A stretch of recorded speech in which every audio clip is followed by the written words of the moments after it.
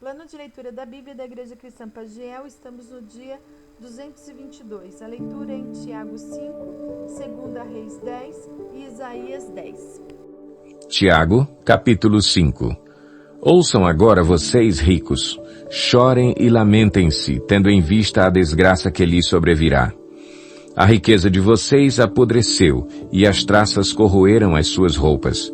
O ouro e a prata de vocês enferrujaram, e a ferrugem deles testemunhará contra vocês, e como fogo lhes devorará a carne. Vocês acumularam bens nestes últimos dias.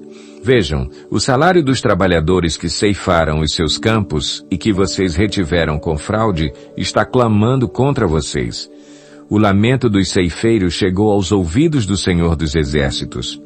Vocês viveram luxuosamente na terra, desfrutando prazeres e fartaram-se de comida em dia de abate. Vocês têm condenado e matado o justo, sem que ele ofereça resistência. Portanto, irmãos, sejam pacientes até a vinda do Senhor. Vejam como o agricultor aguarda que a terra produza a preciosa colheita e como espera com paciência até virem as chuvas do outono e da primavera. Sejam também pacientes e fortaleçam o seu coração, pois a vinda do Senhor está próxima. Irmãos, não se queixem uns dos outros, para que não sejam julgados. O juiz já está às portas. Irmãos, tenham os profetas que falaram em nome do Senhor como exemplo de paciência diante do sofrimento. Como vocês sabem, nós consideramos felizes aqueles que mostraram perseverança. Vocês ouviram falar sobre a perseverança de Jó e viram o fim que o Senhor lhe proporcionou. O Senhor é cheio de compaixão e misericórdia. Sobretudo, meus irmãos, não jurem, nem pelo céu, nem pela terra, nem por qualquer outra coisa. Seja o sim de vocês sim e o não, não, para que não caiam em condenação. Entre vocês há alguém que está sofrendo? Que ele ore. Há alguém que se sente feliz? Que ele cante louvores. Entre vocês há alguém que está doente? Que ele mande chamar os presbíteros da igreja, para que estes orem sobre ele e o unjam com óleo em nome do Senhor. A oração feita com fé curará o doente, o Senhor o levantará. E se houver cometido pecados, ele será perdoado. Portanto, confessem os seus pecados uns aos outros e orem uns pelos outros para serem curados. A oração de um justo é poderosa e eficaz. Elias era humano como nós. Ele orou fervorosamente para que não chovesse, e não choveu sobre a terra durante 3 anos e meio. Orou outra vez, e os céus enviaram chuva, e a terra produziu os seus frutos. Meus irmãos, se alguém de vocês se desviar da verdade e alguém o trouxer de volta, lembrem-se disso. Quem converte um pecador do erro do seu caminho, salvará a vida dessa pessoa e fará que muitíssimos pecados sejam perdoados. Capítulo 10. Ora, viviam em Samaria 70 descendentes de Acabe. Jeú escreveu uma carta e a enviou a Samaria, aos líderes da cidade, às autoridades e aos tutores dos descendentes de Acabe. A carta dizia: assim que receberem esta carta, vocês que cuidam dos filhos do rei e que têm carros de guerra e cavalos, uma cidade fortificada e armas, escolham o melhor e o mais capaz dos filhos do rei e coloquem-no no trono de seu pai. E lutem pela dinastia de seu senhor. Eles, porém, estavam aterrorizados e disseram: se 2 reis não puderam enfrentá-lo, como poderemos nós? Por isso, o administrador do palácio, o governador da cidade, as autoridades e os tutores enviaram esta mensagem a Jeú: somos teus servos e faremos tudo o que exigires de nós. Não proclamaremos nenhum rei. Faze o que achares melhor.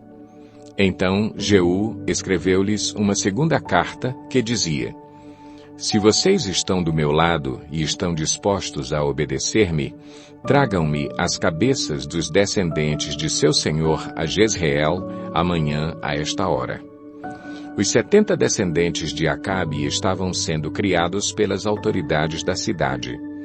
Logo que receberam a carta, decapitaram todos os 70, colocaram as cabeças em cestos e as enviaram a Jeú em Jezreel. Ao ser informado de que tinham trazido as cabeças, Jeú ordenou: façam com elas 2 montes junto à porta da cidade, para que fiquem expostas lá até amanhã. Na manhã seguinte, Jeú saiu e declarou a todo o povo: vocês são inocentes. Fui eu que conspirei contra meu senhor e o matei. Mas quem matou todos estes? Saibam, então, que não deixará de se cumprir uma só palavra que o Senhor falou contra a família de Acabe. O Senhor fez o que prometeu por meio de seu servo Elias. Então Jeú matou todos os que restavam da família de Acabe em Jezreel, bem como todos os seus aliados influentes, os seus amigos pessoais e os seus sacerdotes, não lhe deixando sobrevivente algum. Depois Jeú partiu para Samaria.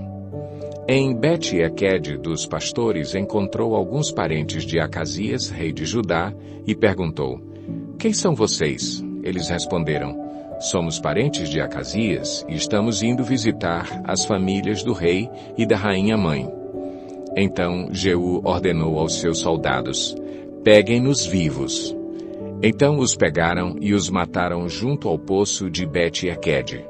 Eram 42 homens, e nenhum deles foi deixado vivo.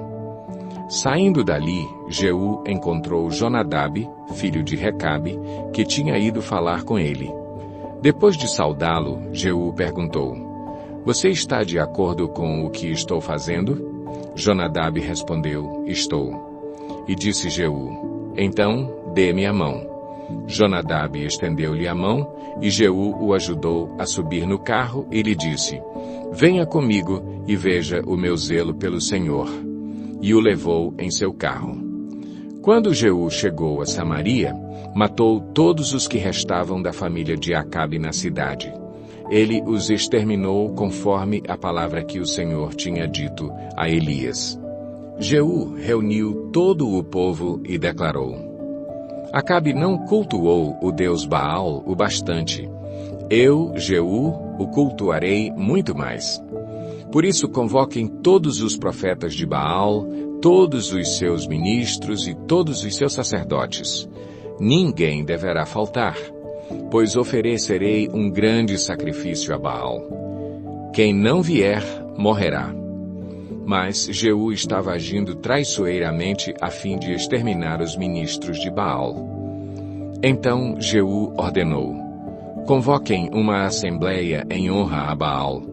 Foi feita a proclamação e ele enviou mensageiros por todo o Israel. Todos os ministros de Baal vieram, nenhum deles faltou. Eles se reuniram no templo de Baal, que ficou completamente lotado. E Jeú disse ao encarregado das vestes cultuais: traga os mantos para todos os ministros de Baal. E ele os trouxe.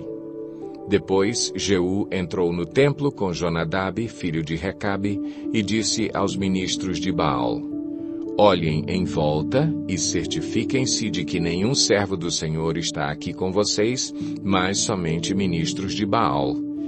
E eles se aproximaram para oferecer sacrifícios e holocaustos. Jeú havia posto 80 homens do lado de fora, fazendo-lhes esta advertência: se um de vocês deixar escapar um só dos homens que estou entregando a vocês, será a sua vida pela dele. Logo que Jeú terminou de oferecer o holocausto, ordenou aos guardas e oficiais: entrem e matem todos. Não deixem ninguém escapar. E eles os mataram ao fio da espada, jogaram os corpos para fora e depois entraram no santuário interno do templo de Baal. Levaram a coluna sagrada para fora do templo de Baal e a queimaram. Assim, destruíram a coluna sagrada de Baal e demoliram o seu templo, e até hoje o local tem sido usado como latrina. Assim, Jeú eliminou a adoração a Baal em Israel. No entanto, não se afastou dos pecados de Jeroboão, filho de Nebate, pois levou Israel a cometer o pecado de adorar os bezerros de ouro em Betel e em Dan. E o Senhor disse a Jeú: Como você executou corretamente o que eu aprovo, fazendo com a família de Acabe tudo o que eu queria, seus descendentes ocuparão o trono de Israel até a 4ª geração. Entretanto, Jeú não se preocupou em obedecer de todo o coração à lei do Senhor Deus de Israel, nem se afastou dos pecados que Jeroboão levara Israel a cometer. Naqueles dias, o Senhor começou a reduzir o tamanho de Israel. O rei Hazael conquistou todo o território israelita a leste do Jordão, incluindo toda a terra de Gileade. Conquistou desde Aroer, junto à garganta do Arnon, até Bazã, passando por Gileade, terras das tribos de Gade, de Ruben e de Manassés. Os demais acontecimentos do reinado de Jeú, todos os seus atos e todas as suas realizações estão escritos nos registros históricos dos reis de Israel. Jeú descansou com os seus antepassados e foi sepultado em Samaria. Seu filho, Jeoacás, foi seu sucessor. Reinou Jeú 28 anos sobre Israel em Samaria. Isaías 10. Ai daqueles que fazem leis injustas, que escrevem decretos opressores, para privar os pobres dos seus direitos e da justiça os oprimidos do meu povo, fazendo das viúvas sua presa e roubando dos órfãos. Que farão vocês no dia do castigo, quando a destruição vier de um lugar distante? Atrás de quem vocês correrão em busca de ajuda? Onde deixarão todas as suas riquezas? Nada poderão fazer, a não ser encolher-se entre os prisioneiros ou cair entre os mortos. Apesar disso tudo, a ira divina não se desviou, sua mão continua erguida. Ai dos assírios, a vara do meu furor, em cujas mãos está o bastão da minha ira.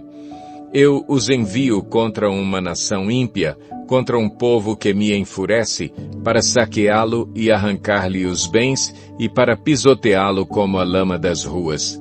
Mas não é o que eles pretendem, não é o que têm planejado. Antes, o seu propósito é destruir e dar fim a muitas nações. Os nossos comandantes não são todos reis? Eles perguntam. Acaso não aconteceu a Calno o mesmo que a Carquemes? Amate não é como Arpade e Samaria como Damasco?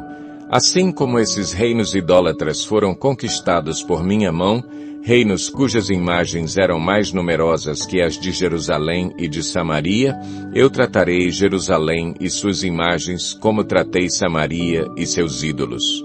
Quando o Senhor terminar toda a sua obra contra o Monte Sião e contra Jerusalém, ele dirá, castigarei o rei da Assíria pelo orgulho obstinado de seu coração e pelo seu olhar arrogante.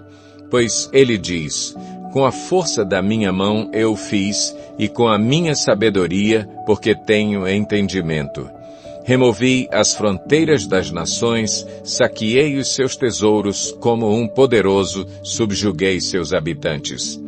Como se estica o braço para alcançar um ninho, assim estiquei o braço para apanhar a riqueza das nações.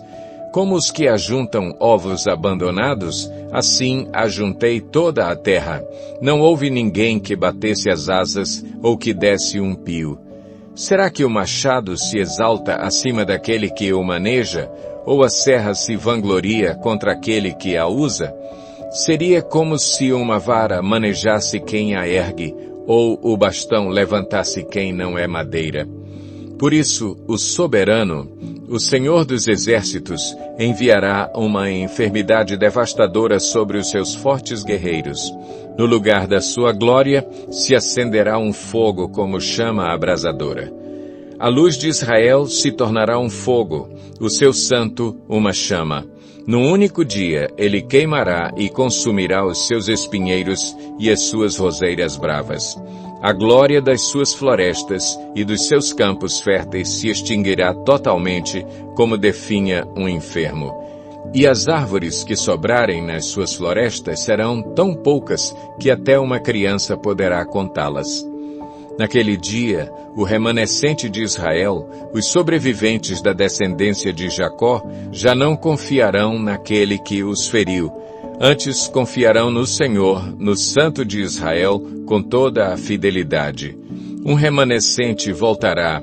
Sim, o remanescente de Jacó voltará para o Deus poderoso.